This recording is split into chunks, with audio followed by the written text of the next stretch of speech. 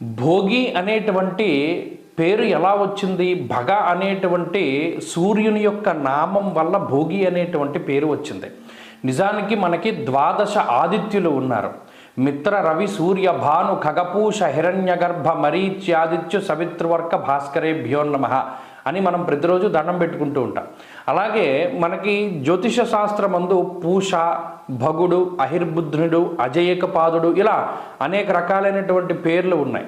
అందుకనే మీరు శివుని యొక్క అష్టోత్తర శతనామావళి స్తోత్రంలో భగనేత్ర భిధే నమః అంటారు. అంటే భగుని యొక్క నేత్రం అంటే ఆయన కళ్ళు పీకేస్తాడు. పూషదంత భిధే నమః, పూషుని యొక్క దంతాలను పీకేస్తాడు. ఎవరు? మహానుభావుడు వీరభద్రుడు. అందుకని భగుడు, పూష అనేటువంటి నామాలు కూడా సూర్యునికి ఉన్నాయి. మనకి 12 సంక్రమణాలు జరుగుతాయి.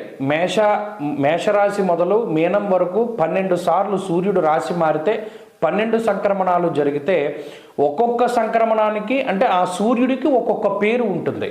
ఇలా ఇప్పుడు జరిగేటువంటి మకర సంక్రమణం అంటే మకర రాశిలో ప్రవేశించేటువంటి సూర్యుని యొక్క పేరు భగుడు. ఆ భగుడు అనేటువంటి పేరు మీద భోగి అనేటువంటి పండగ మనకి వచ్చినది. అందుకనే ఈరోజు ప్రత్యేకించి మంట వేస్తారు. మంట వేసి ఆ రోజున ప్రత్యేకించి మీకు కుండ బొమ్మలు అవి వేసి పాలు పొంగుతూ ఉన్నవి, చెరుకు ఇవి బొమ్మలు పెడుతూ ఉంటారు చూడండి. నిజానికి ఈరోజు సూర్యారాధన చేయాలి. భోగి రోజున ఆ భోగి మంట మీద చక్కగా ఆవు పిడకలతోటి ఒక దాలి కింద వేసి ఆవు పాలని ఆ కుండలో వేసి పొంగించి క్షీరాన్నాన్ని వండి ఆ క్షీరాన్నాన్ని సూర్యుడికి నివేదన చేయాలి. ఇది భోగి యొక్క ఆంతర్యము. అలాగే భోగి పళ్ళు పోస్తారు. ఆ సూర్యుడికి సంబంధించినటువంటి రంగు ఎర్రటి రంగు ఉంటుంది పళ్ళు. ఆ పళ్ళని రేగుపళ్ళు అంటారు. ఆ రేగుపళ్ళుని తీసుకువచ్చి మీరు గమనించండి, రథసప్తమి రోజు కూడా రేగుపళ్ళు నెత్తి మీద పెట్టుకుని స్నానం చేస్తాము.